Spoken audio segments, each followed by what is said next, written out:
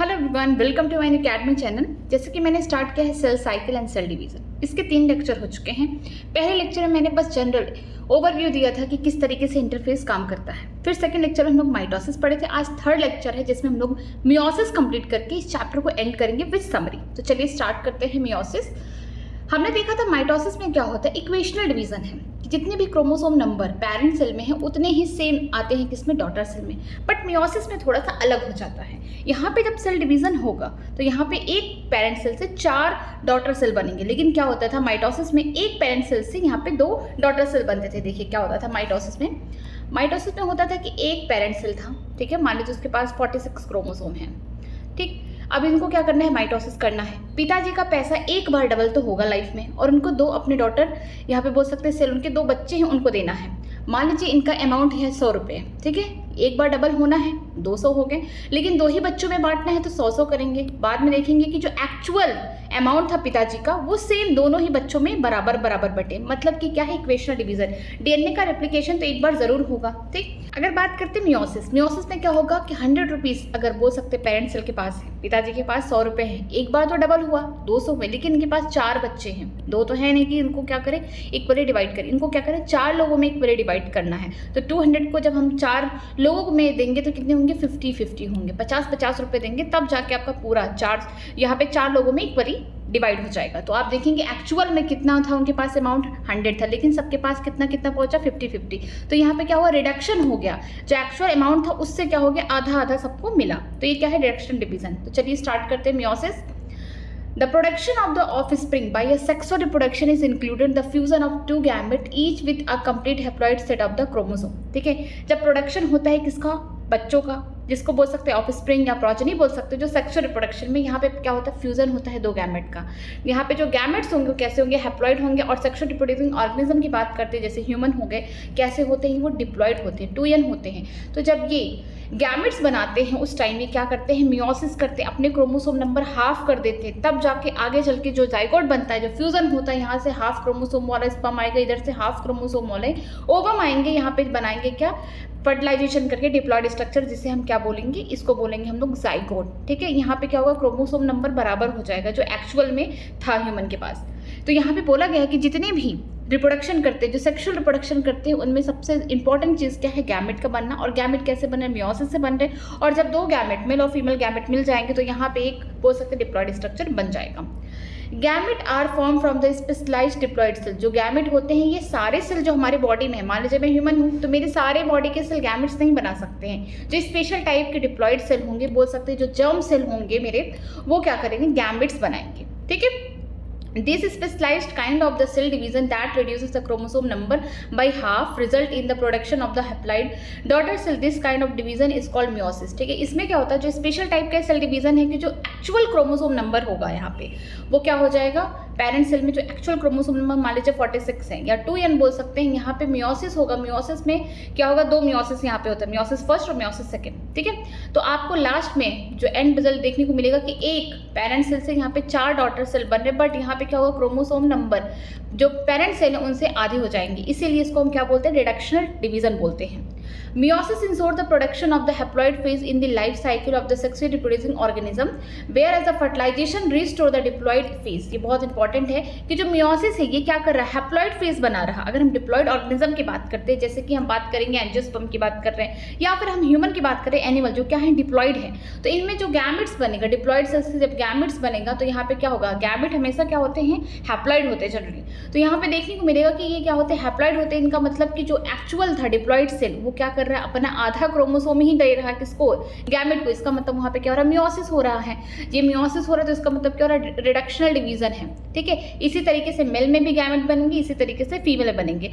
जब मेल का जो गैमेट है स्पर्म, ठीक है, फीमेल के गैमेट के पास आया, ओवम के पास, एग के पास आया, यहाँ पे क्या किया, फर्टिलाइजेशन किया, इस तरीके से यहाँ पे स्ट्रक्चर बना 2n, इसे हम क्या बोलते हैं, डिप्लॉइड। फिर से जो डिप्लॉइड स्टेज है ये जाइगोट बना, ये आगे चल के और भी स्ट्रक्चर बनाएंगे, एम्ब्रियो बनेगा, एक बोल सकते हैं प्रोजेनी बन जाएगी पूरी तरीके से। तो आप देखेंगे कि यहाँ पे जो haploid set of chromosome father से आ रहे थे, हैप्लॉइड सेट ऑफ क्रोमोसोम जो मदर से आ रहे थे, ये फिर से रीस्टोर हो गए कहाँ पे, फर्टिलाइजेशन के बाद, किसमें, सेक्सुअली रिप्रोड्यूसिंग ऑर्गेनिज्म में। तो यहाँ पे लिखा गया कि जो मियोसिस है ना, ये क्या कर रहा है, हैप्लॉइड डिप्लॉयड फेज ला रहा है, किसमें, जो सेक्सुअल रिप्रोड्यूसिंग ऑर्गेनिज्म है डिप्लॉयड वाले उनमें। लेकिन जो फर्टिलाइजेशन है, जहाँ पे दोनों मेल और फीमेल गैमेट मिल रहे हैं, वहाँ पे क्या हो रहा है, रिस्टोर हो जा रहा है, डिप्लॉयड कंडीशन आ रही है, 2n स्टेज आ जा रहा है।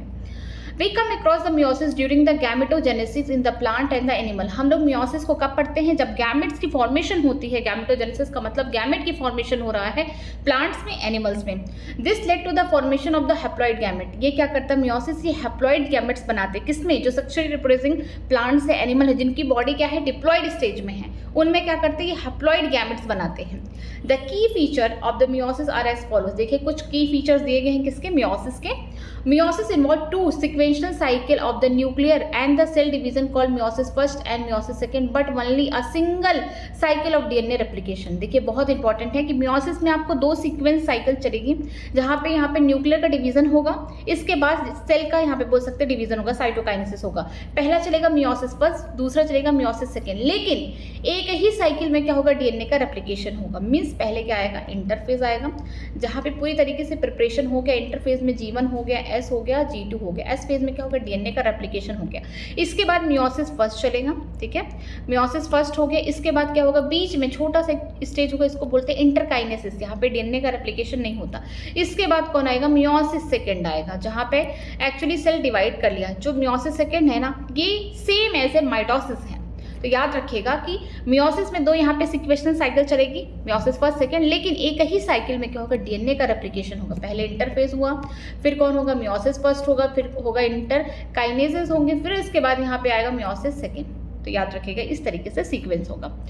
meiosis involve the pairing of homologous chromosome and recombination between the non-sister chromatid of the homologous chromosome।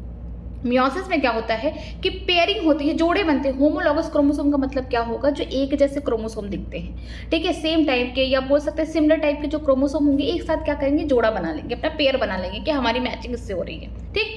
और हम बात करते हैं रिकॉम्बिनेशन। रिकॉम्बिनेशन का मतलब होता है कि एक्सचेंज होता है जेनेटिक मटेरियल का, exchange of genetic material between homologous, 2 homologous chromosome between. यहाँ पे हम जानते हैं कि जो होमोलॉगस क्रोमोसोम होंगे, एक क्रोमोसोम के पास क्या होगा, 2 सिस्टर क्रोमैटिन होगी, एक क्रोमोसोम इधर है, एक क्रोमोसोम इधर है। इनके पास क्या है, 2 सिस्टर्स बोल सकते हैं क्रोमैटिन है, जो किससे जुड़ी हुई है, सेंट्रोमियर से जुड़ी हुई है। लेकिन जो एक्सचेंज हो रहा है, जो रिकॉम्बिनेशन प्रोसेस है, जो एक्सचेंज हो रहा है जेनेटिक मटेरियल, यहाँ पे 2 होमोलॉगस क्रोमोसोम के बीच में होगा। मीन्स यहाँ पे हम बोल सकते हैं दोनों ही क्रोमोसोम सिमिलर होंगे देखने में, बट इनका जो एक्सचेंज होगा दोनों 2 नॉन सिस्टर क्रोमैटिन में होगा, क्योंकि इसकी बहन तो इसके बगल में है, इसकी बहन इसके बगल में है, ठीक है। जो एक क्रोमोसोम में 2 सिस्टर होती हैं वो सगी बहनें हैं। लेकिन अगर हम बात करते हैं होमोलॉगस क्रोमोसोम की, जो एक जैसे दिख रहे हैं, ठीक है, देखने में सेम है, सिमिलर स्ट्रक्चर है, बट उनकी जो क्रोमैटिन है वो सगी बहनें नहीं है, वो कैसी है, नॉन सिस्टर क्रोमैटिन है। तो याद रखिएगा जो एक्सचेंज होगा वो किसमें होगा, होमोलॉगस क्रोमोसोम है, देखने में सिमिलर है, लेकिन जो बहनें हैं ये कैसी है, नॉन सिस्टर क्रोमैटिन है, मतलब सगी नहीं है। उनमें क्या होगा, एक्सचेंज होगा जेनेटिक मटेरियल का, जिसकी वजह से हम बोल सकते हैं वेरिएशंस देखने को मिलता है। आगे देखते हैं, आगे दिया गया 4 haploid cell are formed at the end of meiosis second, ठीक है। meiosis फर्स्ट के एंड में तो 2 ही सेल बनेंगे, लेकिन अगर हम बात करते हैं meiosis सेकेंड के एंड में, यहाँ पे 4 हैप्लॉइड आपको सेल देखने को मिल जाएंगे। क्या होगा, देखिए, meiotic event can be group under the following phases. पहले meiosis फर्स्ट होगा, फिर बीच में आएगा इंटरकाइनेस, फिर आएगा meiosis सेकेंड। meiosis फर्स्ट में पहला स्टेज क्या होगा, प्रोफेज फर्स्ट होगा, मेटाफेज होगा, एनाफेज फर्स्ट होगा, टेलोफेज फर्स्ट होगा, सेम एज माइटोसिस, बस फर्स्ट सेकेंड लिखा गया है, ठीक है। और इवेंट थोड़ा अलग अलग सब में इवेंट देखने को मिलेंगे। फिर देखते हैं meiosis सेकेंड में प्रोफेज सेकेंड हो गया, मेटाफेज सेकेंड हो गया, एनाफेज सेकेंड, टेलोफेज सेकेंड, ये सेम ऐसा है। तो चलिए स्टार्ट करते हैं meiosis फर्स्ट, ठीक है। बहुत इंपॉर्टेंट है, हर बार नीट से इस सवाल आता है meiosis फर्स्ट में से, प्रोफेज फर्स्ट से, बहुत इंपॉर्टेंट है। चलिए देखते हैं meiosis फर्स्ट में, देखते हैं द प्रोफेज, ठीक है, वही सब सेम चलेगा, प्रोफेज फर्स्ट होगा, मेटाफेज फर्स्ट होगा, एनाफेज फर्स्ट होगा, टेलोफेज फर्स्ट होगा, ठीक है। यहाँ पे फिर 2 सेल बन जाएंगे, फिर इंटरकाइनेसिस फेज आएगा, फिर meiosis सेकेंड चलेगा, फिर वही प्रोफेज सेकेंड होगा, मेटाफेज सेकेंड होगा, एनाफेज सेकेंड होगा, टेलोफेज सेकेंड होगा, और अल्टीमेटली यहाँ पे 4 हैप्लॉइड सेल बन जाएंगे। चलिए देखते हैं प्रोफेज फर्स्ट में। Prophase of the first meiotic division is typically longer and more complex when compared to the prophase of mitosis। जो प्रोफेज है किसका, meiosis फर्स्ट का जो प्रोफेज फेज है, ये थोड़ा सा लॉन्गर है, बड़ा है, ठीक है, इनमें ज़्यादा टाइम लगता है और बहुत ज़्यादा कॉम्प्लिकेटेड है as compare to the mitosis के प्रोफेज में, ठीक है। It has been further subdivided into the following 5 phases based on the chromosomal behavior, ठीक है। जो meiosis फर्स्ट का प्रोफेज फर्स्ट है, प्रोफेज फर्स्ट किसका, मियोसिस फर्स्ट का, याद रखिएगा। ये आगे चल के अपने 5 फेजेस में डिवाइड हुए, किसके बेस पे, क्रोमोसोमल बिहेवियर, क्रोमोसोम के बिहेवियर के अकॉर्डिंग यहाँ पे 5 फेजेस देखने को मिलेंगे। जैसे दिया गया है लिप्टोटोन, जाइगोटीन, पैकेटीन, डिप्लोटीन, डाइकाइनेसिस, यहाँ पे देखने को मिलेगा। तो जो लिप्टोटीन है, फिर जाइगोटीन है, इसी सीक्वेंस में चलेगा, फिर पैकेटीन हो गया, लिप्टोटीन हो गया, फिर डाइकाइनेसिस। इसके लिए एक ट्रिक है, ला जरा पैकेट दे दी, ला जरा पैकेट दे दे, ला मुझे packet they they, La for हो जाएगा लिप्टोटीन, जरा मतलब जाइगोटीन, पैकेट से पैकेटीन, ठीक है, दे दे का मतलब यहाँ पे डिप्लोटीन, और लास्ट में डाइकाइनेसिस फेज आ जाएगा। तो चलिए हम लोग एक एक करके पढ़ते हैं। लिप्टोटीन में देखते हैं कि कुछ लिपट जैसे रहा है, नाम से लग रहा है लिपट रहा है। अब देखिए क्या लिपट रहा है, देखिए, during the leptotene stage the chromosome become gradually visible under the light microscope. क्यों ऐसा दिखेगा, क्योंकि इसलिए दिखेगा, हम लोग इंटरफेज में जानते हैं यहाँ पे न्यूक्लियस है अंदर, तो G1 फेज में तो क्या हो रहा है कि most of the cell organelles duplicate हो जा रहे हैं। एस फेज में क्या होगा, अगर एनिमल सेल की बात कर रहे हैं तो यहाँ पे डीएनए का अमाउंट डबल हो जा रहा है, क्रोमोसोम तो कांस्टेंट है लेकिन अमाउंट डबल हो जा रहा है न्यूक्लियस के अंदर, और साइटोप्लाज्म में बोल सकते हैं जो सेंट्रोमियर है ये भी क्या हो जा रहे हैं, डुप्लीकेट कर रहे हैं, डबल हो जा रहे हैं। फिर हम देखते हैं G2 में मोस्ट ऑफ द प्रोटीन यहाँ बन जा रहे हैं जो ज़रूरत है जिनकी। अब क्या होगा, ये अब हम लोग चलेंगे मियोसिस फर्स्ट में। मियोसिस फर्स्ट में जब हम जा रहे हैं तो हम सबसे पहले कहाँ जाएंगे, प्रोफेज फर्स्ट में। तो जो भी डीएनए वगैरह है अभी कंडेंसेशन होना स्टार्ट होगा किसमें, प्रोफेज फर्स्ट में। तो हमें जो पूरा डीएनए है वो पूरा फैला सा है, वो हमें लाइट माइक्रोस्कोप से भी ईजिली दिख जाएगा। The complication of the chromosome continue through out the leptotene, ठीक है, यहाँ पे क्या होगा कि डीएनए कंडेंस्ड होते रहेंगे और क्रोमोसोम बनाएंगे, और ये किस में, पूरा लिप्टोटीन में चलता रहेगा। बस यही है, लिप्टोटीन का काम खत्म किया। आप माइक्रोस्कोप, लाइट माइक्रोस्कोप से देखेंगे तो जो क्रोमोसोम है वो ईजिली आपको दिखेगा, बिखरा हुआ है, ठीक है, लेकिन आप देखेंगे कि यहाँ पे धीरे धीरे कंडेंसेशन या बोल सकते हैं कॉम्पैक्टेशन क्रोमोसोम में होना स्टार्ट हो गया।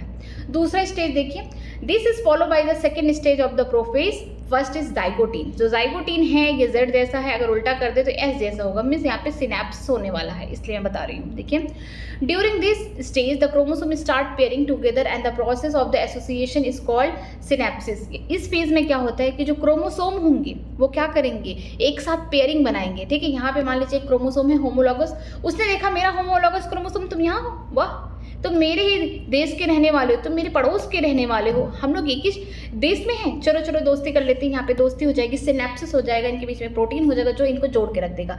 यही मान लीजिए एक होमोलॉगस क्रोमोसोम है जिसके पास 2 सिस्टर क्रोमैटिन है, दूसरा यहाँ है, देखा इसको, अरे मैं तो तुमको जानता हूँ, पहचानता हूँ, दोस्ती हो गई। अब यहाँ पे क्या होगा, सिनेप्सिस हो जाएगा, एक बॉन्ड बन जाएगा, बोल सकते हैं यहाँ पे प्रोटीन क्या करेंगे, इनको जोड़ के रख देंगे। सिनेप्सिस हो रहा है, किसमें, जाइगोटीन में हो रहा है। Such paired chromosomes are homologous chromosome, सबसे नहीं होगा, जो एक जैसे दिखेंगे उन्हीं से होगा, ठीक है। यहाँ पे बोल सकते हैं होमोलॉगस क्रोमोसोम होंगे जो एक जैसे दिखने में होंगे, सिमिलर जिसका स्ट्रक्चर होगा, उनमें क्या हो जाएगा, सिनेप्सिस हो जाएगा। Electron micrograph of this stage indicate that the chromosome synapsis is accompanied by the formation of the complex structure का सिनेप्टोमल कॉम्प्लेक्स। क्या होता है कि हम जब इलेक्ट्रॉन माइक्रोस्कोप से देख रहे हैं कि यहाँ पे होमोलॉगस जो क्रोमोसोम है, एक जैसे जो दिखने वाले क्रोमोसोम है, उन्होंने अपने आप को देखा कि मेरे जैसे भी सिमिलर क्रोमोसोम मिल रहे हैं, तो यहाँ पे क्या होगा, उनके बीच में प्रोटीन आ गया, उनको जोड़ दिया गया एक साथ, यहाँ पे सिनेप्सिस हो गया। इसी स्ट्रक्चर को हम क्या बोलते हैं, सिनेप्टोमल कॉम्प्लेक्स बोलते हैं। The complex form by the pairing of synaptized homologous chromosome is called bivalent और टेट्राड। इस स्ट्रक्चर को जो अभी सिनेप्सिस होके बना है, पेयरिंग हुआ है, सिनेप्सिस का मतलब होता है पेयरिंग होना। ये जाइगोटीन में क्या हो रहा है कि यहाँ पे 2 होमोलॉगस क्रोमोसोम एक साथ क्या हो रहे हैं, पेयरिंग कर रहे हैं, जोड़ा बना रहे हैं, ठीक है। और हम जानते हैं कि एक क्रोमोसोम में क्या होते हैं, 2 क्रोमैटिन प्रेजेंट है, ठीक है। तो यहाँ पे जब 2 क्रोमोसोम पास आ गए तो कैसे हो गए, ये बाईवैलेंट हो गए। क्रोमोसोम के रेस्पेक्ट में क्या हो गए, बाईवैलेंट, एक क्रोमोसोम दूसरा। लेकिन अगर हम लोग क्रोमैटिन की बात करते हैं तो एक क्रोमोसोम में कितने क्रोमैटिन होते हैं, 2 होते हैं, तो 2 क्रोमोसोम में कितने होंगे, 4 होंगे, 1 2 3 4। तो इसे हम क्या बोल सकते हैं, टेट्राड बोल सकते हैं। मिस यहाँ बोल सकते हैं जो सिनेप्टिमल कॉम्प्लेक्स है कहाँ बन रहा है, जाइगोटीन में बन रहा है। यहाँ पे होमोलॉगस क्रोमोसोम सिनेप्सिस कर रहे, पेयरिंग बना रहे हैं, और इस स्ट्रक्चर को क्या बोलेंगे, बाइवेलेंट बोलेंगे या फिर टेट्राड। देखिए बन कहाँ रहा और दिखेगा कहाँ, ये इंपॉर्टेंट है। बन रहा है जाइगोटीन में और पूरी तरीके से क्लियरली विजुअलाइज होगा पैकेटीन में। चलिए आगे देखते हैं। हाउएवर देखिए ये बहुत इंपॉर्टेंट लाइन है, यहाँ पे टिक कर लीजिए। However these are more clearly visible at the next stage, मतलब कि अब जाइगोटीन में तो नहीं दिख रहा, सिनेप्सिस हो गया, पेयरिंग हो गया, बाइवैलेंट टेट्राड बन चुके हैं, लेकिन ये पूरी तरीके से विजुअलाइज होंगे नेक्स्ट स्टेज में, जो क्या है, पैकेटीन है। The first two stage of the prophase first are relatively short-lived compared to the next stage that is pachytene. अभी हमने दो स्टेजेस पढ़े हैं, कौन सा, लिप्टोटीन हो गया, दूसरा जाइगोटीन। ये दोनों ही स्टेजेस जो प्रोफेज फर्स्ट के छोटे हैं as compare to pachytene.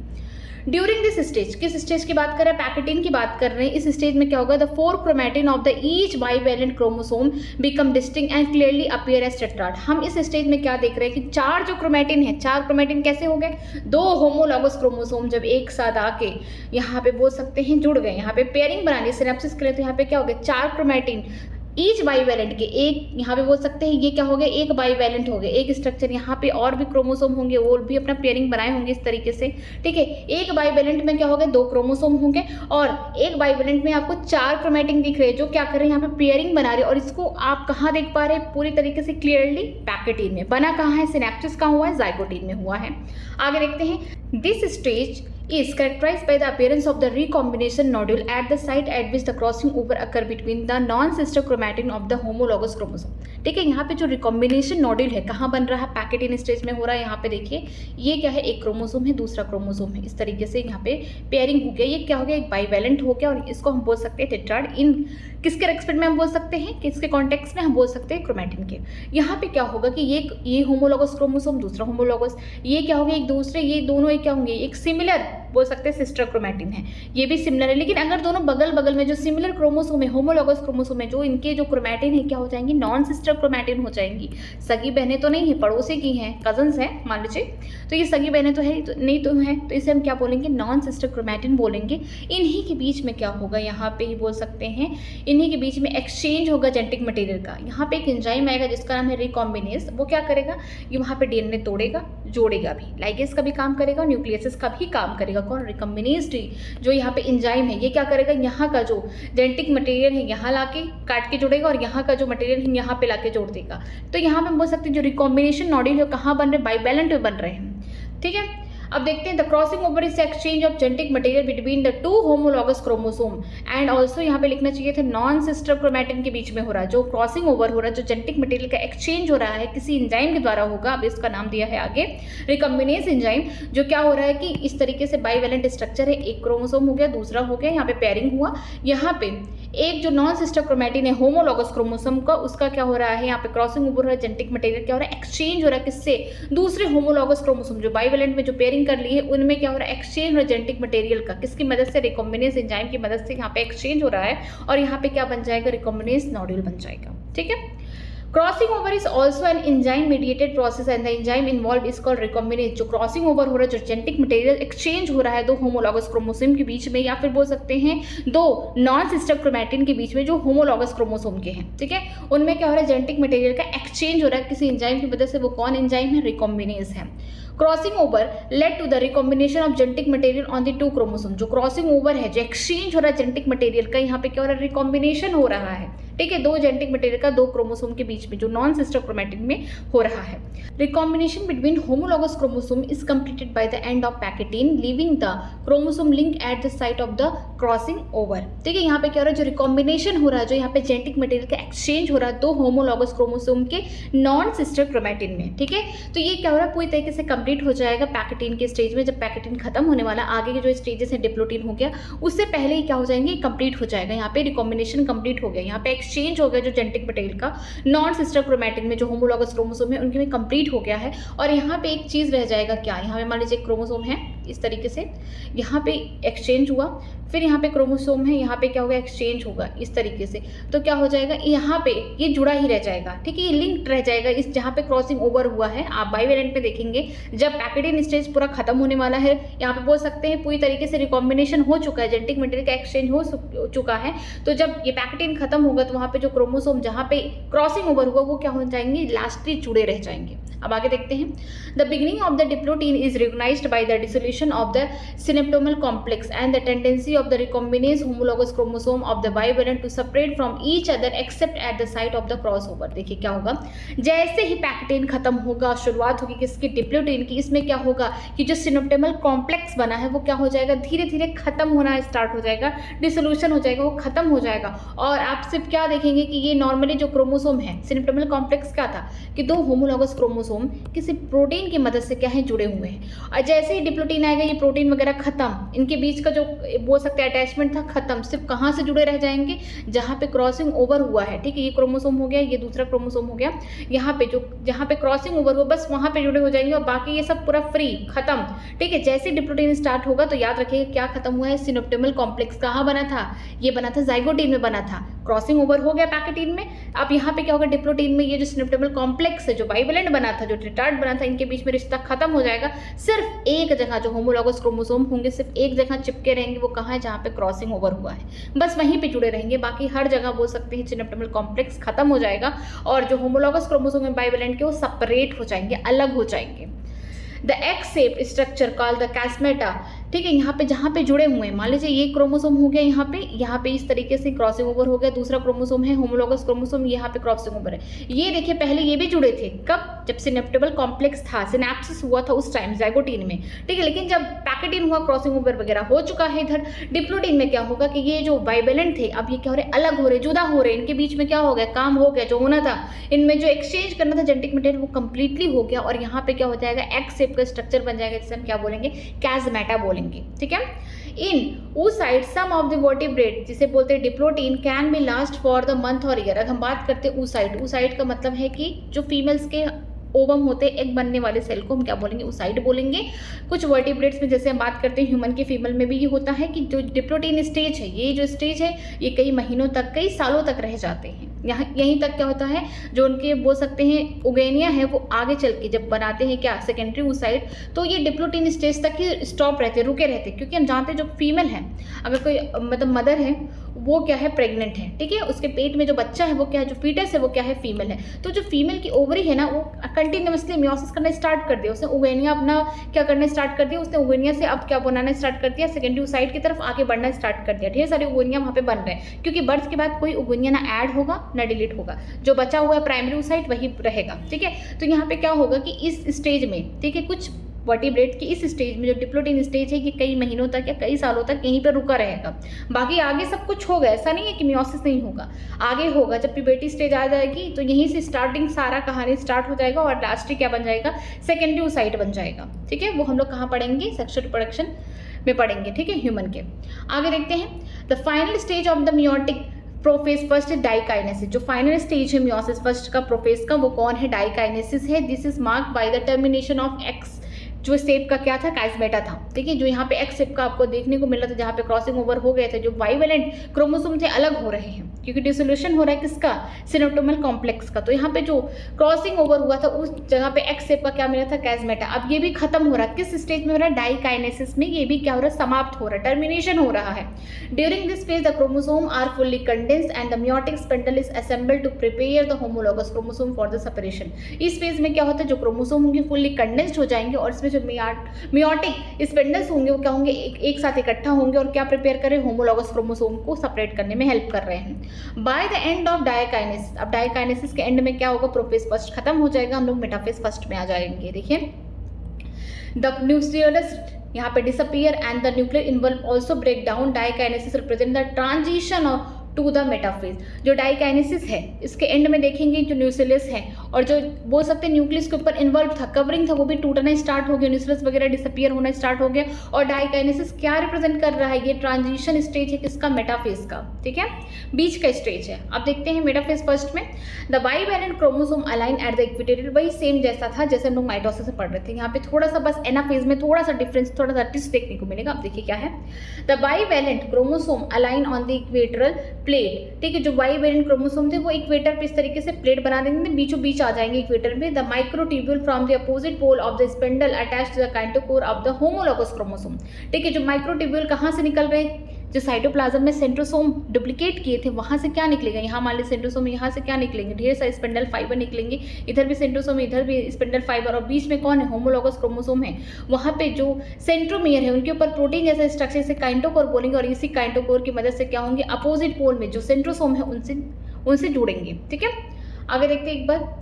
Anaphase first में देखते हैं द क्रोमोसोम, यहाँ पे जो होमोलॉगस क्रोमोसोम कहाँ प्रेजेंट थे, अब यहाँ पे मेटाफेज में इक्वेटर पे थे, यहाँ पे भी सेंट्रोसोम था, यहाँ पे भी सेंट्रोसोम था, वो क्या कर रहे थे, इस तरीके से यहाँ पे अटैचमेंट शो कर रहे थे, किसके साथ, क्रोमोसोम के साथ, और कौन कर रहा था, काइनेटोकोर कर रहा था। अब जब बीचों बीच में यहाँ पे क्रोमोसोम है, होमोलॉगस क्रोमोसोम, एक बोल सकते हैं प्रेशर जनरेट होगा, इधर से भी कोई खींच रहा है मुझे, कुछ इधर से कोई खींच रहा है, तो क्या होगा, मेरी बॉडी इधर से खींच रही है, कहीं ना कहीं से बीच से ही फट जाएगी, ना मैं इधर क्यों होंगी ना इधर क्यों होंगी। तो क्या होगा, जब बीचों बीच यहाँ पे होमोलॉगस क्रोमोसोम अलाइन रहेंगे इक्वेटर पे, इधर भी सेंट्रोसोम है, यहाँ भी सेंट्रोसोम है, यहाँ से ढेर सारे स्पिंडल फाइबर निकले हैं, काइंटोकोर से जुड़े हुए हैं। ठीक है, होमोलॉगस क्रोमोसोम को इधर से प्रेशर, तो यहाँ पे क्या होगा, एनाफेज फर्स्ट में क्या हो रहा है, यहाँ पे बोल सकते हैं सेंट्रोमियर टूटेगा नहीं। ठीक है, यहाँ पे सेंट्रोमियर टूटेगा नहीं, लेकिन जो बोल सकते हैं होमोलॉगस क्रोमोसोम है ये सेपरेट हो जाएंगे। अभी जो बाइवेलेंट में एक साथ थे ये क्या हो जाएंगे, सेपरेट हो जाएंगे, अलग हो जाएंगे, लेकिन सेंट्रोमियर नहीं टूटेगा। अगर यही माइटोसिस होता तब जाके प्रेशर पड़ता तो यहाँ पे क्या होता था, सेंट्रोमियर टूट जाता था। क्योंकि यहाँ पे ऐसा क्यों नहीं हो रहा है, क्यों यहाँ पे सेंट्रोमियर नहीं टूट रहा, क्योंकि यहाँ पे पेयरिंग हुई है, इधर भी मेरा हाथ इधर है। ठीक है, कोई खींचेगा तो हम ये मेरा दोनों हाथ ही अलग हो जाएगा, लेकिन अगर मेरा हाथ ही ऐसे रहे, कोई मुझे खींच रहा है तो मेरा हाथ कहीं ना कहीं बीच से टूट जाएगा। ठीक है, तो यहाँ पे पेयरिंग हुई है, इस वजह से यहाँ पे सेंट्रोमियर नहीं ब्रेक होंगे। एनाफेज फर्स्ट में देखिए द होमोलॉगस क्रोमोसोम सेपरेटेड, यहाँ पे जो होमोलॉगस क्रोमोसोम होंगे जो बाइवेलेंट के वो सेपरेट होंगे, while the sister chromatin remain associated their centromere. लेकिन यहाँ पे जो सिस्टर क्रोमैटिन है, एक क्रोमोसोम में 2 सिस्टर क्रोमैटिन होंगी, ये क्या होंगी, अभी भी जुड़ी हुई। क्यों, क्योंकि यहाँ पे सेंट्रोमियर नहीं टूटा है।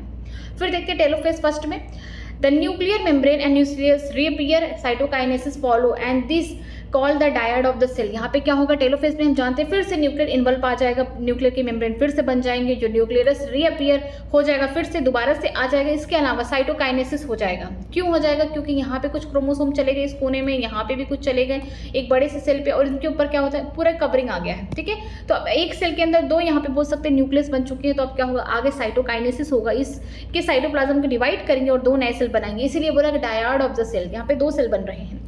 Although in many cases the chromosome do undergo some dispersion, they do not reach the extremely extended state of the interphase nucleus। क्या होता है कि कभी कभी कुछ केसेस में जो क्रोमोसोम होते हैं वो क्या होते हैं, डिस्पर्स्ड होते हैं, फैले होते हैं, जिसकी वजह से वो पूरी तरीके से एक्सट्रीमली एक्सटेंड नहीं कर पाते इंटरफेस के न्यूक्लियस को। ठीक है, the stage between the 2 meiotic division that is interkinesis. तो इंटरकाइनेसिस में क्या होगा कि एक मियोसिस फर्स्ट यहाँ है, तो बीच में कौन आएगा, इंटरकाइनेसिस, फिर आएगा मियोसिस सेकेंड। इनके बीच का जो स्टेज है कौन है, इंटरकाइनेसिस, जो मियोसिस फर्स्ट मियोसिस सेकेंड को जोड़ के रखता है। अब देखते हैं इंटरकाइनेसिस के बारे में। इंटरकाइनेसिस इज जनरली शॉर्ट, ये बहुत ही शॉर्ट होते हैं। There is no replication of DNA during interkinesis. Interkinesis में कोई भी रेप्लिकेशन नहीं होता डीएनए का, बस ये बोल सकते हैं एक ब्रिज है, मियोसिस फर्स्ट मियोसिस सेकेंड के बीच में कोई ब्रिज है, वो क्या है, इंटरकाइनेसिस। बहुत ही थोड़े समय के लिए रहता है, यहाँ पे कोई भी डीएनए का रेप्लिकेशन नहीं होता। Interkinesis is followed by the prophase second as a much simpler prophase than the prophase first. ठीक है, इसके बाद क्या होगा, इंटरकाइनेसिस के बाद कौन आएगा, प्रोफेज सेकेंड आएगा, और ये कि बहुत ज़्यादा सिंपल है as compare to prophase first. क्यों, क्योंकि जो हम लोग मियोसिस सेकेंड पढ़ेंगे सेम एज माइटोसिस है। ठीक है, ये सेम एज क्या है, माइटोसिस की तरह है। एक बार डायग्राम देखते हैं। प्रोफेज फर्स्ट में देखिए क्या हुआ है कि यहाँ पे डीएनए का अमाउंट डबल हो गया। ठीक है, एस्पेस हो गया। अब हम लोग आगे हैं प्रोफेज फर्स्ट में, मियोसिस फर्स्ट के।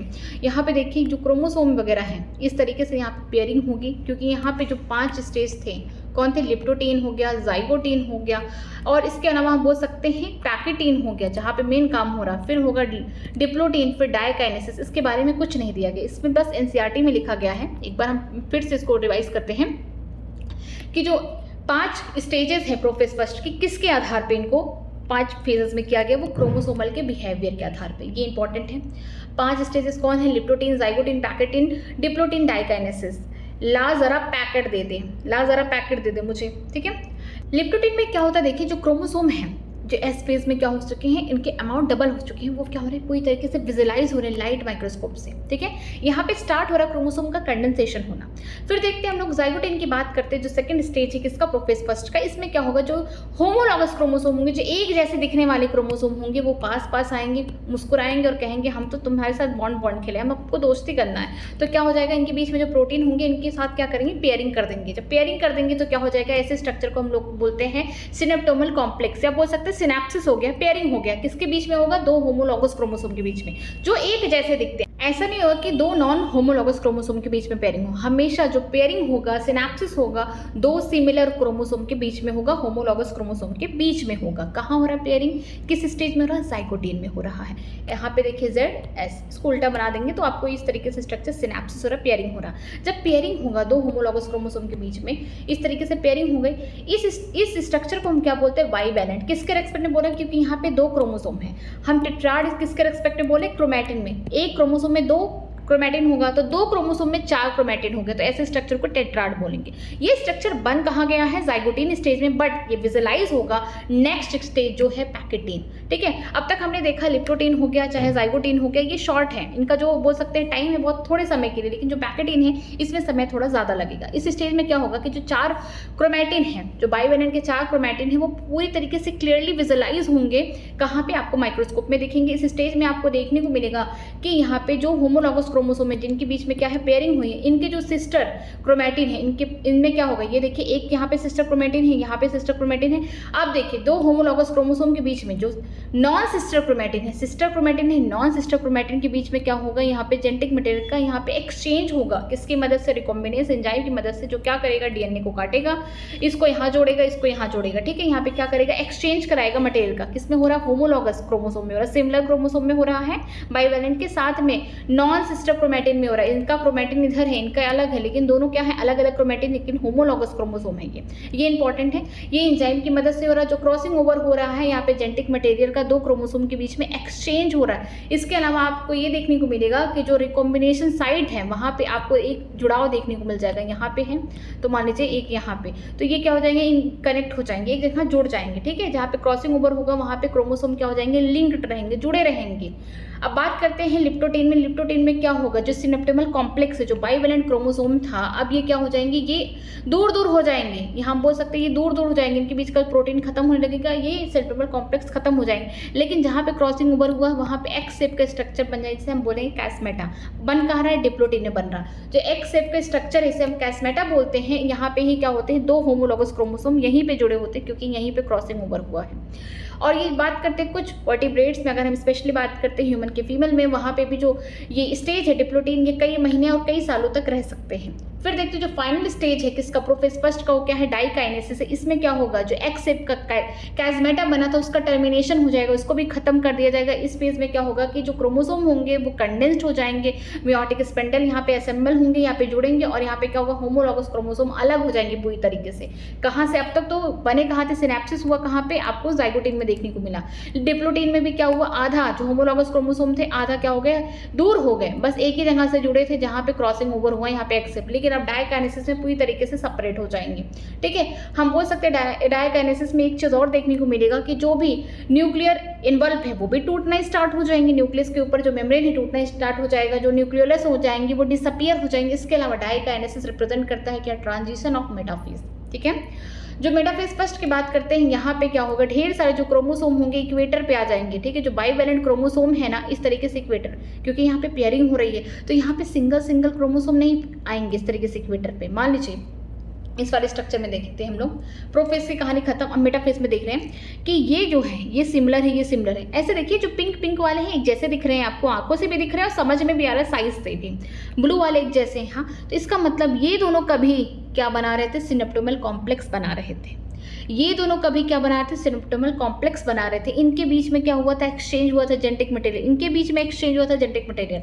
तो जब इक्वेटर पे क्या होता है, मेटाफेज में जितने भी क्रोमोसोम होंगे जो होमोलॉगस, वो क्या हो जाएंगे, इक्वेटर पे आ जाएंगे, बीचों बीच आ जाएंगे सेल पे। और लेकिन ये जुड़े होंगे किसकी मदद से, हम बोल सकते हैं जो क्रोमोसोम है उनके सेंट्रोमियर के ऊपर क्या होगा, प्रोटीन का स्ट्रक्चर होगा, काइटोकोर, उस पर क्या स्पेंडल फाइबर से जोड़ के कहाँ रखे हैं, जो साइटोप्लाज्म है उनके सेंट्रोसोम से।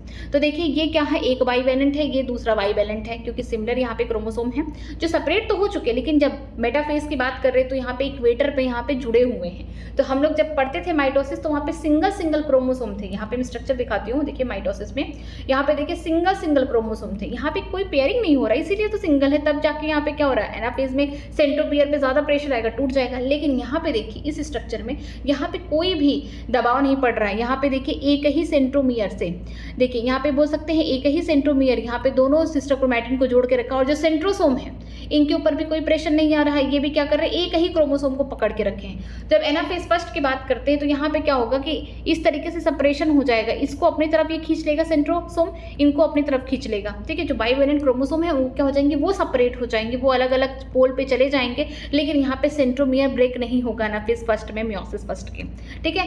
इसके बाद टेलोफेज में हम जानते हैं कि न्यूक्लियर इन्वॉल्व वगैरह फिर से बनना स्टार्ट हो जाएगा, और यहाँ पे न्यूक्लियस वगैरह जो डिसअपियर हो गए थे फिर से रीअपियर हो जाएंगे, ठीक है। यहाँ पे एक सेल के अंदर आपको बोल सकते हैं कि 2 न्यूक्लियस दिखना स्टार्ट हो जाएगा, फिर आगे चल के साइटोकाइनेसिस होगा, साइटोकाइनेसिस में क्या होगा, साइटोप्लाज्म का डिवीजन हो जाएगा, फिर क्या बन जाएगा, यहाँ पे डायड ऑफ सेल बन जाएगा, यहाँ पे 2 सेल बन जाएंगे, ठीक है। आपको एक चीज देखने को मिलेगा कि बहुत सारे क्रोमोसोम जो होंगे पूरी तरीके से क्या होंगे, फैले हुए होंगे, तो इसी वजह से वो अपने एक्सटेंडेड स्टेट में नहीं आएंगे जैसे कि इंटरफेज में दिखते थे। जो क्रोमोसोम थे वो एकदम फैले फैले थे, डीएनए एकदम फैला फैला था, लेकिन अब ये कंडेंसेशन वगैरह हो गया, सब कुछ हो गया, तो यहाँ पे इस तरीके से पड़े हैं।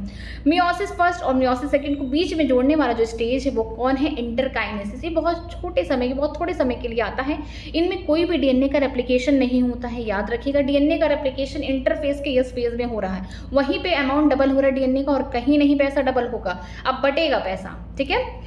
यहाँ पे बोल सकते हैं इंटरकाइनेसिस के बाद कौन आएगा, हम बोल सकते हैं प्रोफेज सेकंड आएगा, और हम जानते हैं जो प्रोफेज सेकंड है मियोसिस सेकंड का, ये थोड़ा सिंपल है as compare to prophase first of meiosis first, ठीक है। वो कॉम्प्लिकेटेड था। अब देखते हैं मियोसिस सेकंड में सेम एज माइटोसिस, ठीक है, सेम एज माइटोसिस है ये।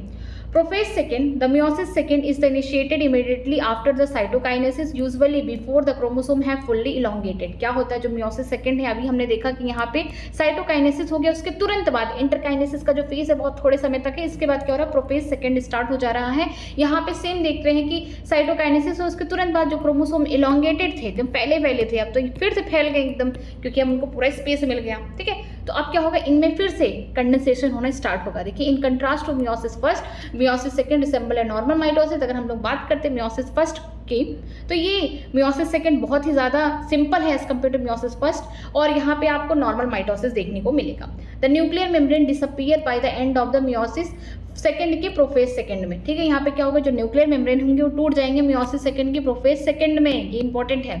The chromosome align become compact, यहाँ पे जो क्रोमोसोम अब तक फैले थे, जब यहाँ पे डायड सेल बन गया, 2 सेल बन गए, यहाँ पे क्रोमोसोम फिर से यहाँ पे खुल गए, तो यहाँ पे फिर से क्या होगा, कंडेंसेशन हो जाएगा इनका, ठीक है। फिर देखते हैं metaphase second, at this stage the chromosome align at equator and the microtubule from the opposite pole of the spindle get attached to the kinetochore of the sister chromatin. इसमें फिर वही सेम माइटोसिस चल रहा है कि अब तक हम देखेंगे, अब ये जो सेल है ना, ये आगे चल के क्या करेंगे, मियोसिस सेकंड दिखाएंगे, ठीक है। यही सेल जो अभी बने हुए हैं, अब इनमें क्या होगा कि अब ये जो होंगे इनमें कंडेंसेशन हो गया। किस में हो रहा है कंडेंसेशन, प्रोफेज सेकंड में हो रहा है। अब मेटाफेज सेकंड में क्या होगा, यही होमोलोगस क्रोमोसोम जो अभी अलग हो चुके थे, अभी अलग अलग क्रोमोसोम बना रहे, अब क्या होगा, इनमें कोई पेयरिंग वेयरिंग नहीं होगा। मियोसिस फर्स्ट में ही पेयरिंग हो रहा है, मियोसिस सेकंड में कोई पेयरिंग नहीं, नॉर्मल माइटोसिस हो रहा है ये।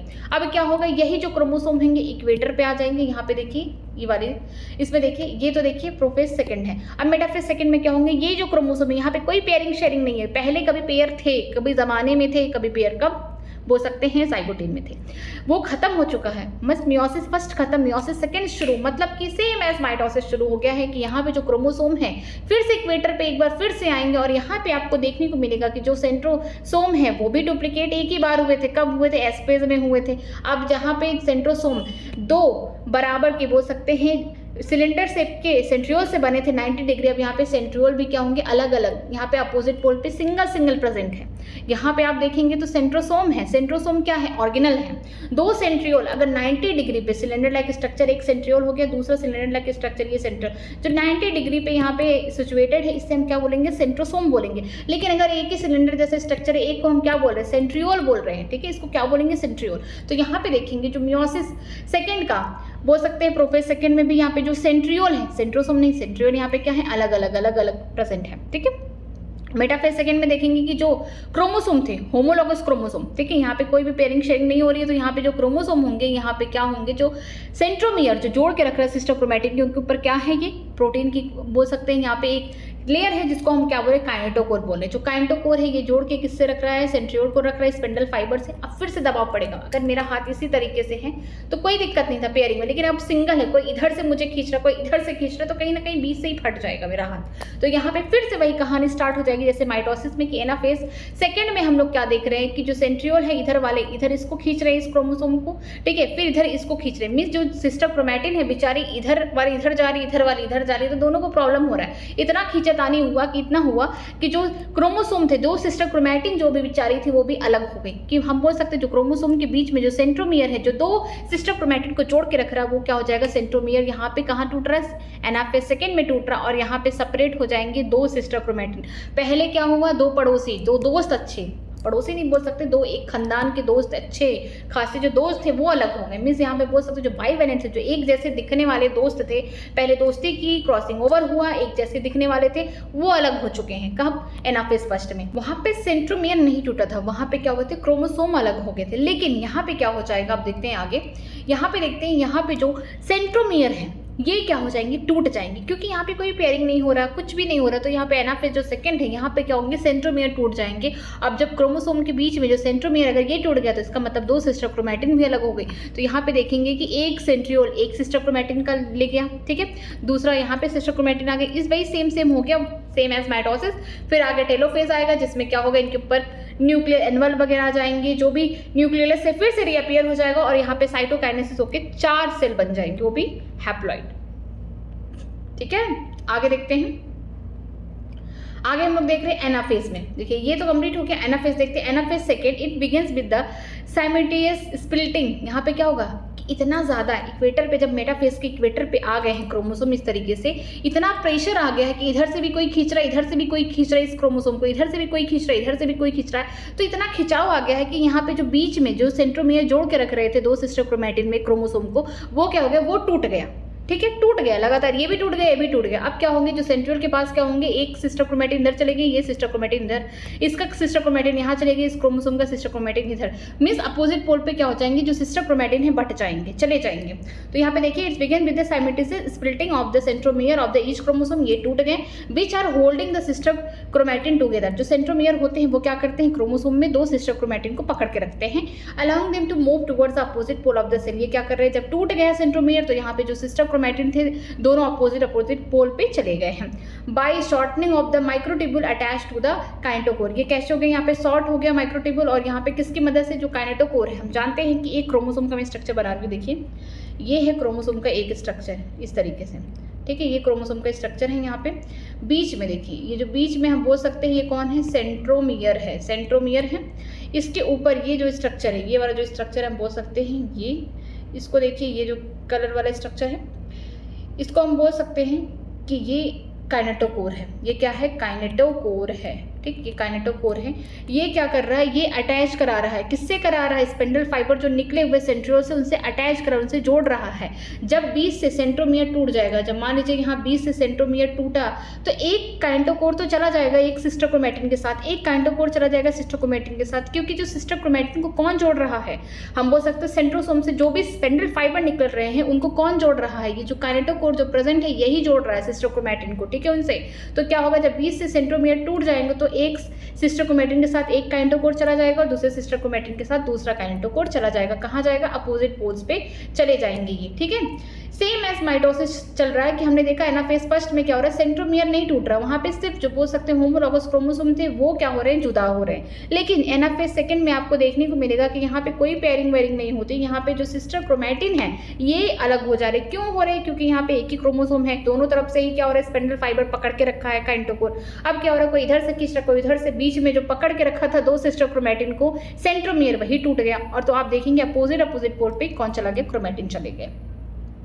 टेलोफेज सेकंड की बात करते हैं, मियोसिस एंड। अब मियोसिस खत्म हो रहा है with the telophase second, in which the two group of the chromosome one again get enclosed by the nuclear, involve होगा cytokinesis following result in the formation of tetrad of the cell 4 haploid daughter cell. ठीक है, अब क्या हुआ, जब यहाँ पे metaphase आया, इक्वेटर आया, सब कुछ इक्वेटर पे आ गए, यहाँ पे कोई भी सिनेप्सिस कोई पेयरिंग नहीं हो रही, meiosis second same as mitosis है। एनाफेज में क्या हो रहा है कि इतना ज़्यादा प्रेशर पड़ गया बोल सकते हैं मेटाफेज पे कि इस स्टेज में देखने को मिला जो सेंट्रोमियर है, जो सेंट्रोमियर दो सिस्टर क्रोमैटिन को जोड़ के रखे, अब ये क्या हो, यही टूट गया, और जब ये टूट गए तो एक सिस्टर क्रोमैटिन दूसरे सिस्टर क्रोमैटिन से अलग हो गए, दोनों कहाँ चले गए, अपोजिट पोल्स पे चले गए, कहाँ चले गए, एनाफेज सेकंड में। तो एनाफेज फर्स्ट में क्या हो रहा है कि जो बाईवैलेंट क्रोमोसोम थे वो अलग हो रहे थे, लेकिन एनाफेज सेकंड में क्या हो रहा है कि दो सिस्टर क्रोमैटिन होमोलॉगस क्रोमोसोम के सिस्टर क्रोमैटिन अलग हो रहे क्योंकि सेंट्रोमियर टूट रहा है यहाँ पे, ठीक है। तो फिर देखते हैं टेलोफेज सेकंड में क्या होगा, जब अलग अलग पोल पे सिस्टर क्रोमैटिन चलेंगे तो अब यहाँ पे क्या इनके ऊपर क्या आएगा, न्यूक्लियर इन्वल्व आएगा, ये जो बोल सकते हैं न्यूक्लियस वगैरह है वो फिर से रीअपियर हो जाएंगे। लास्ट में क्या होगा, साइटोकाइनेसिस होगा, यहाँ पे साइटोप्लाज्म में डिवीजन होगा, और 4 यहाँ पे हैप्लॉइड आपको देखने को मिल जाएंगे सेल, ठीक है। जो डॉटर सेल होंगे वो कैसे होंगे, हैप्लॉइड होंगे, क्यों, क्योंकि इनमें जो क्रोमोसोम होगा पेरेंट सेल से वो आधा होगा, ठीक है। पैसा बढ़ चुका है, 100 रुपीज़ पहले थे पिताजी के पास, एक बार जीवन में डबल होना है उनका पैसा, एक बार डबल होना है 200 में। अगर 2 बच्चे होते तो आराम से 100 रुपये दे पाते वो, तो माइटोसिस हो जाता वो, ठीक है। यहाँ पे भी क्रोमोसोम नंबर यहाँ पे मान लीजिए 100 है तो यहाँ पे भी है, तो यहाँ पे क्या हो गया, इक्वेशनल हो गया। अगर यहाँ पे 100 रुपीज़ पिताजी के पास है, एक बार जीवन में डबल होना, लेकिन बच्चे कितने हैं, 4 है, तो इनमें अगर 4 लोगों को बांटना है तो कितना देंगे, 50 रुपये देंगे। तो अब देखेंगे जो एक्चुअल क्रोमोसोम था पहले पिताजी के पास 100 था, लेकिन अभी क्या हुआ, जो उनके डॉटर सेल है उनके पास 50 है, मींस आधा हो गया, कैसा हो गया, रिडक्शनल डिवीजन हो गया, मियोसिस, ठीक है। आगे देखते हैं सिग्निफिकेंस ऑफ मियोसिस, मियोसिस क्यों जरूरी है। Meiosis is the mechanism by which the conservation of the specific chromosome number of each species is achieved across the generation in sexually reproducing organism, even though the processes per paradoxically result in the reduction chromosome number by half। ठीक है, meiosis बहुत ज़्यादा important इसलिए क्योंकि यहाँ पे conservation हो रहा है स्पेसिफिक क्रोमोसोम का, उनके नंबर का हर एक स्पीसीज में। अगर हम बात करते हैं डिप्लॉइड सेल में, ठीक है, जो डिप्लॉइड ऑर्गेनिज्म है उनमें क्या हो रहा है, जो मियोसिस हो रहा है वो कहाँ हो रहा है, जो उनके जर्म के सेल हैं गैमिट बनाने में हेल्प कर रहे हैं, क्योंकि यहाँ पे मियोसिस होगा तो यहाँ पे हाफ क्रोमोसोम नंबर आ जाएंगे मेल के चाहे फीमेल के, जो भी गैमेट बना रहा है उनमें आ जाएंगे। और ये क्या कर रहे हैं, एक सेक्सुअली रिप्रोडक्टिंग ऑर्गेनिज्म के बीच में एक बोल सकते हैं वेरिएशन क्रिएट कर रहे हैं। इनका क्रोमोसोम नंबर आधा हो तो रहा है, बट कहीं ना कहीं ये स्पीसीज को कंजर्व करके रख रहे हैं, ठीक है। It also increases the genetic variability in the population of the organism from one generation to next generation। ये किस तरीके से जेनेटिक वेरिएबिलिटी ला रहा है, क्यों ला रहा है, मान लीजिए डिप्लॉइड सेल है, जो बच्चा है, ठीक है, अगर मान लीजिए अगर ये डिप्लॉइड ऑर्गेनिज्म है तो इनका जो बच्चा हो वो भी डिप्लॉइड ही होगा।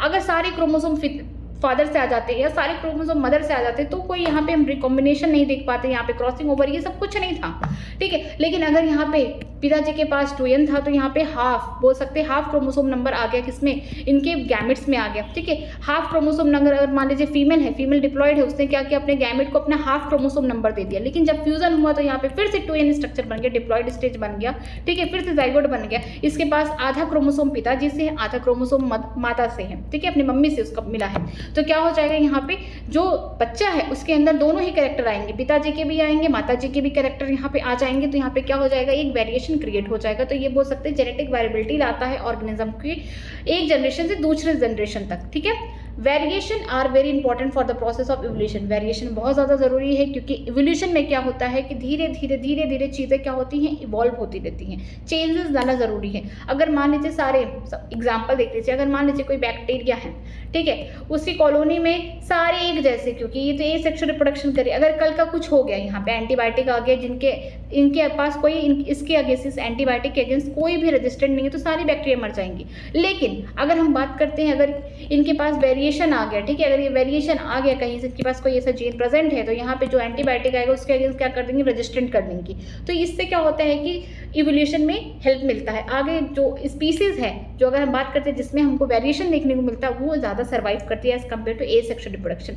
क्योंकि यहाँ पे क्या होता है ए सेक्सुअल रिप्रोडक्शन में कि जो क्रोमोसोम नंबर होंगे जैसे पेरेंट्स में थे वही उनके बच्चे में आ जाएंगे, सेम आ जाएंगे, क्योंकि वहाँ पे 2 गैमेट्स का फ्यूजन नहीं हो रहा है, यहाँ पे 2 अलग अलग क्रोमोसोम नहीं मिल रहे, वो सेम क्रोमोसोम ही आगे चल रहे हैं, ठीक है। लेकिन अगर हम बात करते हैं सेक्सुअल रिप्रोडक्शन में, तो यहाँ पे 2 ऑर्गेनिज्म के हाफ क्रोमोसोम आ रहे हैं, दोनों के आधे आधे कैरेक्टर आ रहे हैं, तो कहीं ना कहीं जो बच्चा होगा वो एक हाइब्रिड ही है, ठीक है। उसके में दोनों कैरेक्टर रहेंगे, तो कहीं ना कहीं उसकी सर्वाइबिलिटी ज़्यादा होगी एज कम्पेयर टू उनके पेरेंट्स से।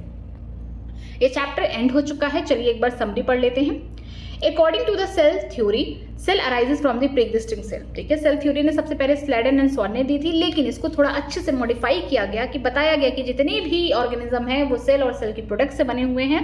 जो नए सेल हैं वो पुरानी सेल से ही बन रहे हैं, प्री एग्जिस्टिंग सेल से बन रहे हैं। अब ये सेल कैसे बन रहे हैं इस चैप्टर में हमने वही देखा। ठीक है, किसने दिया था? रोडल बिचर ने दिया था 1855।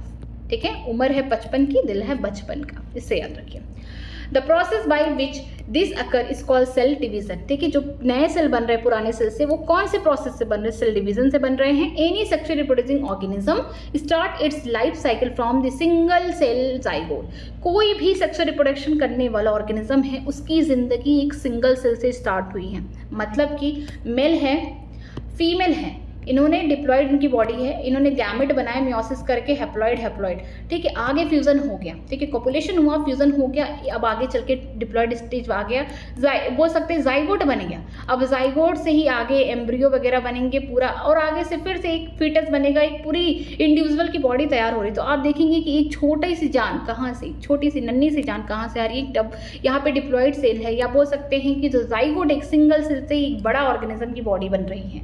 जितने भी सेक्सुअल प्रोडक्शन करने वाले ऑर्गेनिज्म है वो सिंगल सेल से ही बने हुए हैं, जाइगोट से ही बने हुए, क्योंकि जब पिताजी का माताजी का गैमेट मिला तब जाके जाइगोट बना, तब जाके एक सिंगल सेल बना, और इसी सिंगल सेल में लगातार सेल डिवीजन हुआ और ढेर सारे सेल बनते गए, मेनियस ऑफ द सेल बनते गए और एक ऑर्गेनिज्म की बॉडी तैयार हो गई। ठीक है, cell division does not stop with the formation of the mature organism but continue throughout its life cycle.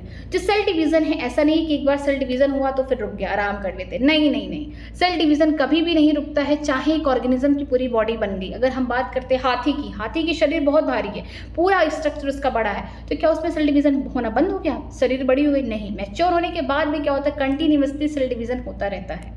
ठीक है, आगे देखते हैं। The stage through which the cell passes from one division to next is called the cell cycle. Cell cycle में क्या होता है कि ऐसे फेजेस जिसमें सेल डिवीजन के लिए जो फेजेस जरूरत है उसी को हम क्या बोलते हैं? Cell cycle. 2 फेजेस थे, अभी देखते हैं। The cell cycle is divided into 2 phases called interphase, a period of the preparation of the cell division, and the M phase जिसे माइटोसिस कहते हैं, the actual period of the cell division. जो cell cycle है इनमें 2 phases आते हैं।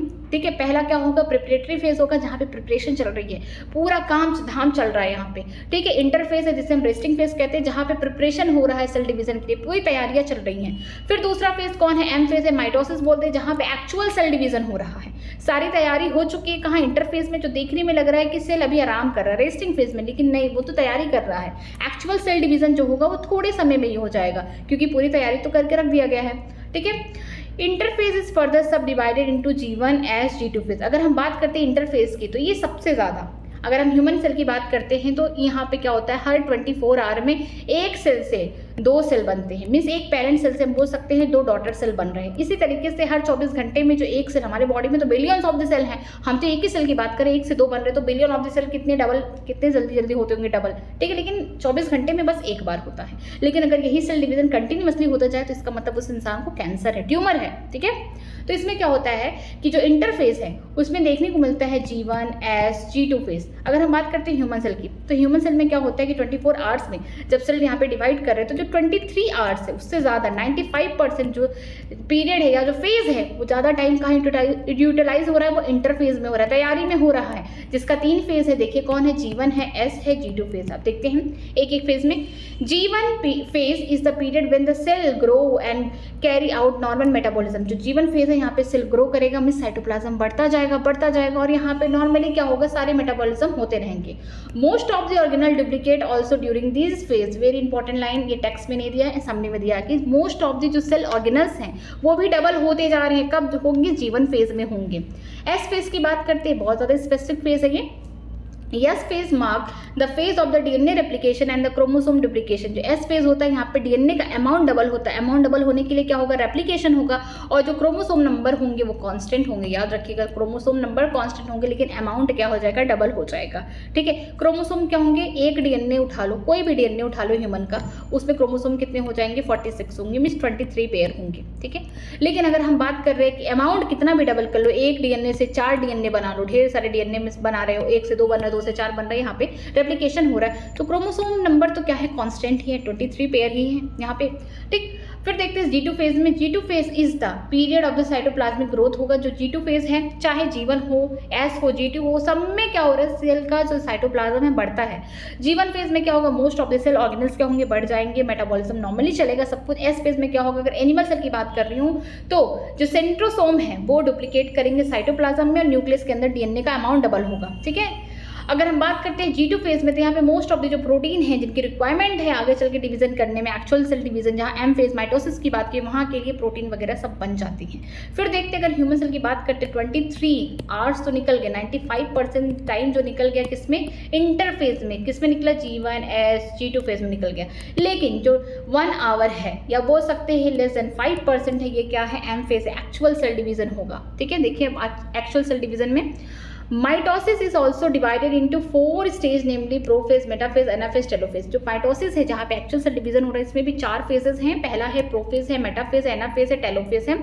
Chromosome condensation occur during the prophase. जो chromosome है, जो डीएनए है, पूरा फैला हुआ है, एकदम जगह है पूरा।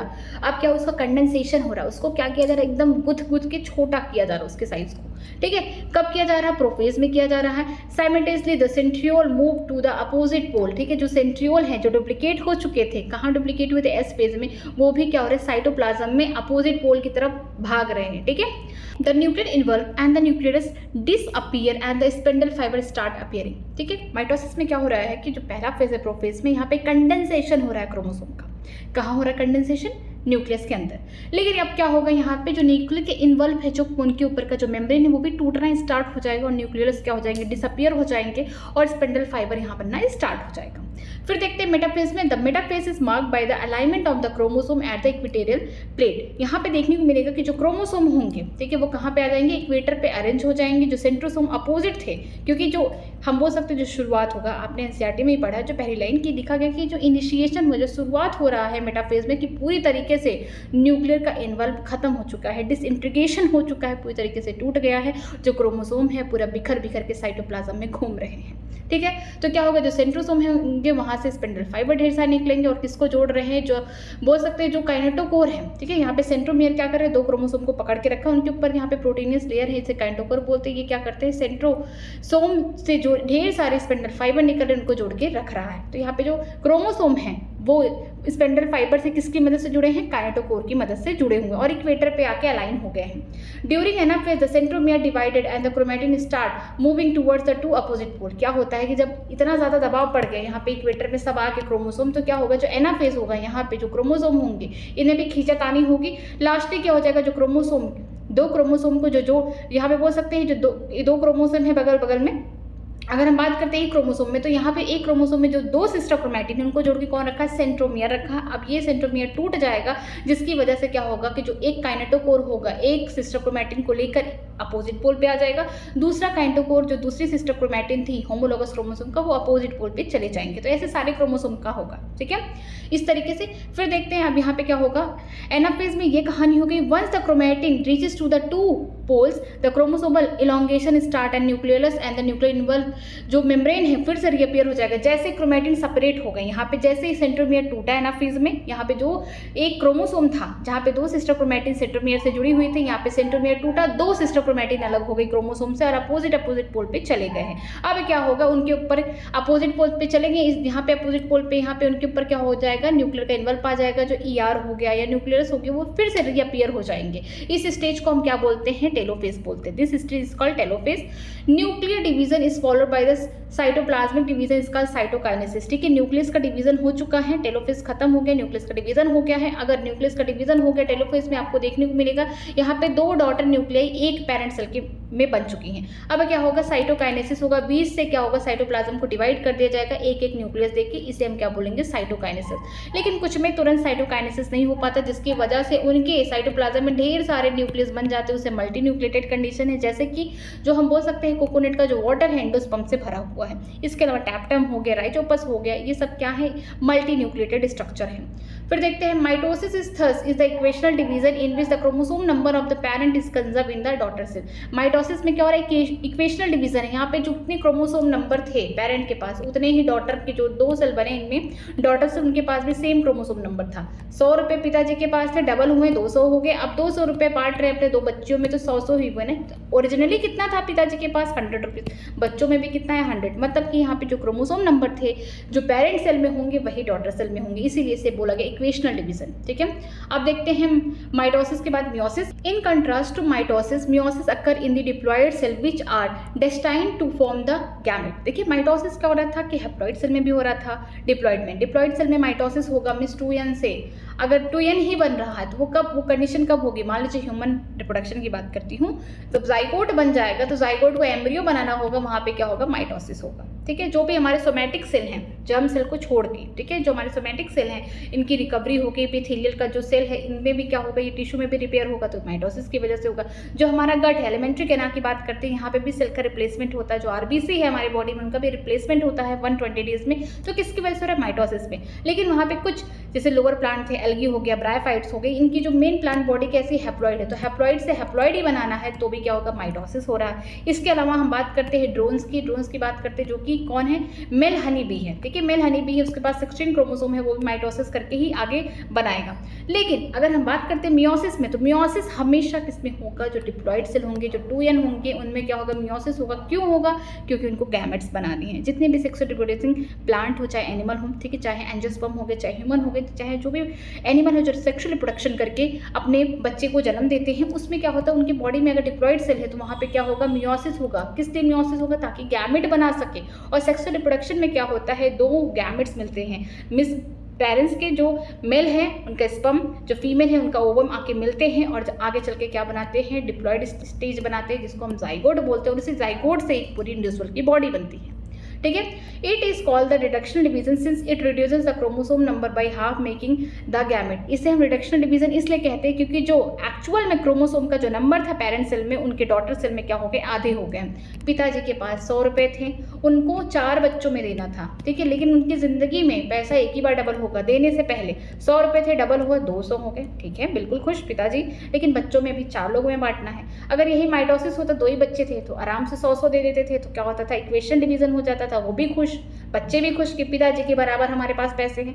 लेकिन इसमें क्या होगा, जब पैसा डबल हुआ, 4 बच्चे हैं तो इनके पास कितने होंगे, 50-50 रुपये आएंगे। जब 50-50 रुपये आएंगे तो क्या होंगे, बच्चों के पास आधे पैसे हैं। एक्चुअल में पिताजी के पास 100 हैं लेकिन बच्चों के पास 50 है। ये थोड़े दुखी हो गए कि हमारे पास तो आधे ही पैसे रहेंगे पिताजी के। तो ये कैसा हो गया, रिडक्शनल डिवीजन हो गया। यहाँ पे हाफ ही क्रोमोसोम होंगे, ठीक है, जिसमें डॉटर सेल में। In sexual reproduction, when 2 gamete fuses, the chromosome number is restored to the value in the parent। ठीक है, अगर सेक्सुअल रिप्रोडक्शन की बात करते हैं, जब 2 गैमेट फ्यूज करते हैं, 2 गैमेट का मतलब वो हैप्लॉइड गैमेट होंगे। मान लीजिए स्पर्म आ रहा, मेल की तरफ से, फीमेल की तरफ से एग आ रहा, आगे चल के फ्यूजन हुआ, फर्टिलाइजेशन हुआ, यहाँ पे 2n स्टेज आके वो कौन हो गया, जाइगोट हो गया। ये क्या कर रहा है, रिस्टोर कर रहा है। ठीक है, फर्टिलाइजेशन यहाँ पे रिस्टोर कर रहा है, फिर से डिप्लॉयड स्टेज ला रहा है। इसी को हम क्या बोलते हैं, एक सिंगल सेल जिससे पूरी बॉडी बनी हुई है। ठीक है, सेक्सुअल रिप्रोड्यूसिंग ऑर्गेनिज्म की। फिर देखते हैं हम लोग meiosis is divided into phases, meiosis first, meiosis second. जो मियोसिस है इसमें 2 फेजेस आते हैं, मियोसिस फर्स्ट आता है, सेकंड आता है। जो मियोसिस फर्स्ट होता है थोड़ा सा कॉम्प्लिकेटेड होता है और मियोसिस सेकंड जो है सिंपल है और ये माइटोसिस जैसा है। लेकिन मियोसिस फर्स्ट और मियोसिस सेकंड के बीच में कौन आएगा, इंटरकाइनेसिस फेज आएगा। In the first meiotic division the homologous chromosome pair to form the bivalent and undergo the crossing over. अगर हम बात करते हैं मियोसिस फर्स्ट के, प्रोफेज फर्स्ट की कहानी बताते हैं, वहाँ पे क्या होगा, 5 स्टेज आते थे, लिप्टोटीन हो गया, जाइगोटीन हो गया, पैकेटीन हो गया, डिप्लोटीन और डाइकाइनेसिस। ला जरा पैकेट दे दे, ला अल्फा लिप्टोटीन, जिसमें आपको क्रोमोसोम नंबर इजीली, आपको बोल सकते हैं जो क्रोमोसोम है वो इजीली दिख रहे हैं क्योंकि अभी कंडेंसेशन नहीं हो रहा, वो लाइट माइक्रोस्कोप से दिख पा रहे हैं। लेकिन हम बोलते हैं ला जरा मिस, हम बोल सकते हैं हमें यहाँ पे जाइगोटीन की बात करें, यहाँ पे जो होमोलॉगस क्रोमोसोम होंगे, अगर देखेंगे अपने बगल बगल में पड़ोसी को, खुश हो जाएंगे, अरे तुम तो हमारे खानदान से हो, दोस्ती कर लेंगे। मिस इनमें क्या हो जाएगा, एक बोल सकते हैं सिनेप्टोनॉर्मल कॉम्प्लेक्स बन जाएगा, सिनेप्सिस हो जाएंगी, पेयरिंग हो जाएगी। ठीक है, और अगर हम बात करते हैं बाइवेलेंट स्ट्रक्चर, तो बाइवेलेंट स्ट्रक्चर जो है इनके क्रोमोसोम को देख के बोला गया है, एक क्रोमोसोम ये, दूसरा क्रोमोसोम ये।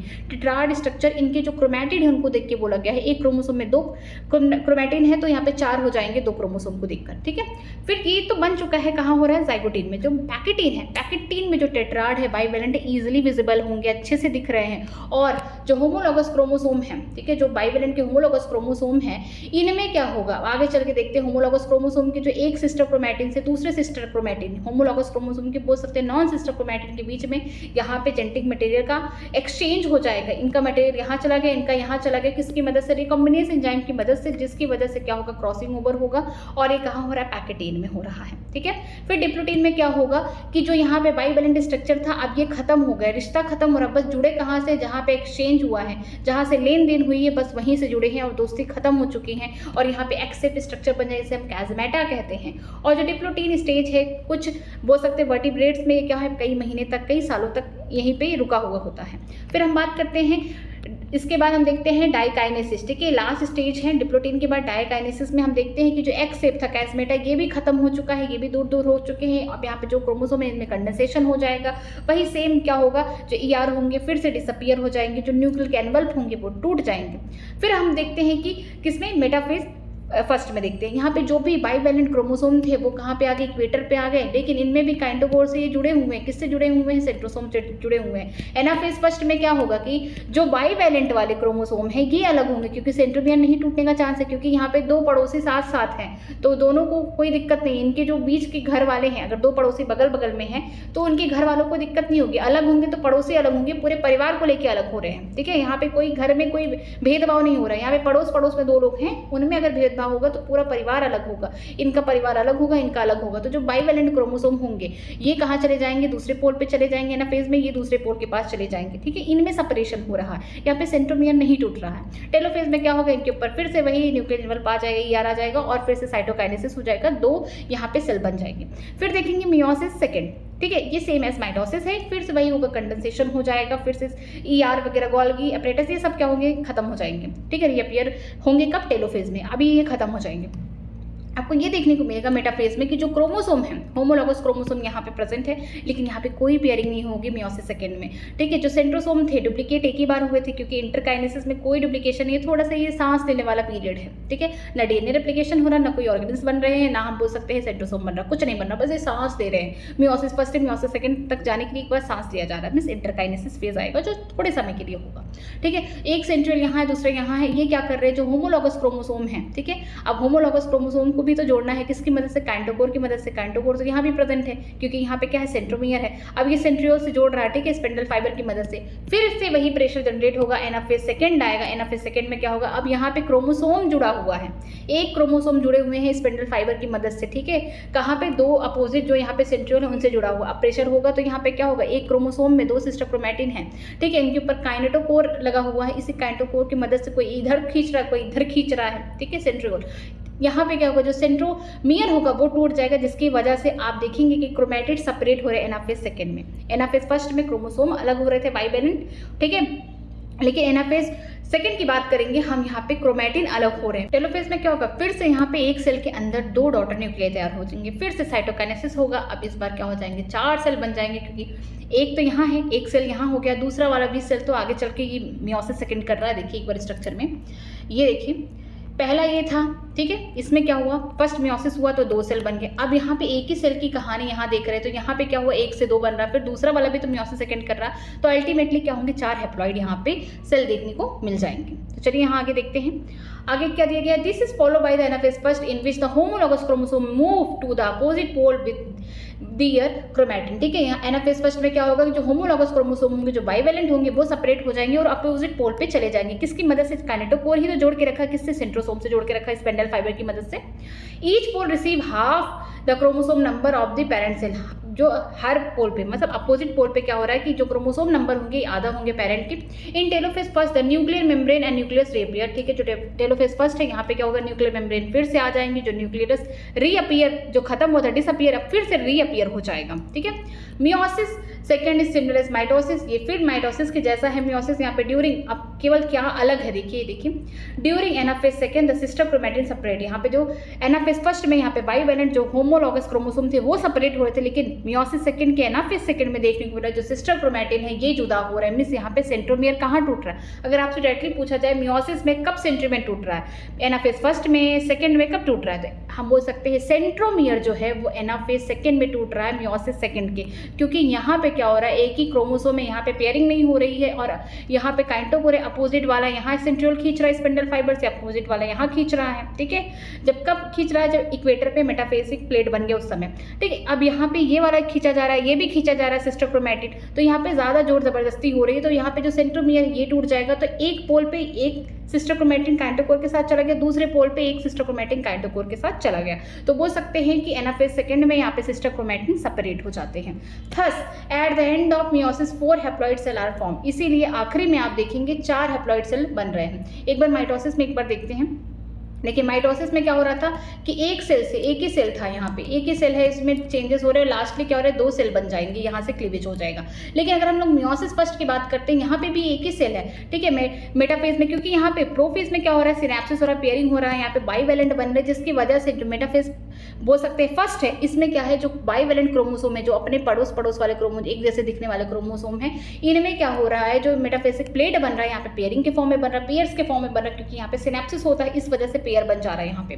ठीक है, जो मेटाफेज प्लेट है यहाँ पे इक्वेटर पे इस तरीके से सेंट्रियोल यहाँ पे जोड़ा, यहाँ पे जोड़ा, लेकिन एनाफेज में क्या होगा, ये क्रोमोसोम क्या हो जाएंगे, सेग्रीगेट हो जाएंगे, सेपरेट हो जाएंगे। सेपरेट होने के बाद 2 अपोजिट पोल पे चले गए, यहाँ पे उनके ऊपर फिर से वही आगे न्यूक्लियर इन्वल्व आ गया, फिर से ER वगैरह आ गए। ठीक है, फिर इसके बाद यहाँ पे साइटोकाइनेसिस हुआ, यहाँ पे 2 सेल बन गया। अब ये 2 सेल आगे चल के क्या करेंगे, मियोसिस सेकंड कर रहे हैं, ये 2 सेल कर रहे हैं मियोसिस सेकंड, कोई नया सेल नहीं आएगा। जो मियोसिस फर्स्ट के रिजल्ट में 2 सेल बने हैं डायोड ऑफ सेल, ये आगे क्या होगा, इंटरकाइनेसिस होगा, जहाँ पे कुछ नहीं होगा, बस सांस लिया जाएगा, ना DNA रेप्लिकेशन होगा, ना कोई ऑर्गेनल बनेगा, और ना ही हम सेंट्रोसोम की बात करेंगे। ठीक है, अब आगे इनके पास एक ही सेंट्रोसोम है, यहाँ पे एक सेंट्रोसोम, क्योंकि यहाँ पे जो सेंट्रोसोम डुप्लीकेट हुआ था इस फेज में वो तो सेग्रीगेट हो गए, वो तो एक सेल में चला गया। अब ये सेल आगे चल के मियोसिस सेकंड कर रहे हैं, सेम एज माइटोसिस है। देखिए एक सेल की बात कर रहे हैं, तो यहाँ पे कंडेंसेशन वगैरह हो रहा है, फिर से ER ये सब क्या हो रहा है, गायब हो रहा है। ठीक है, फिर से इनका न्यूक्लियर इन्वल्व टूट रहा है, दोनों सेल की बात कर रही हूँ मैं, दोनों में टूट रहा है।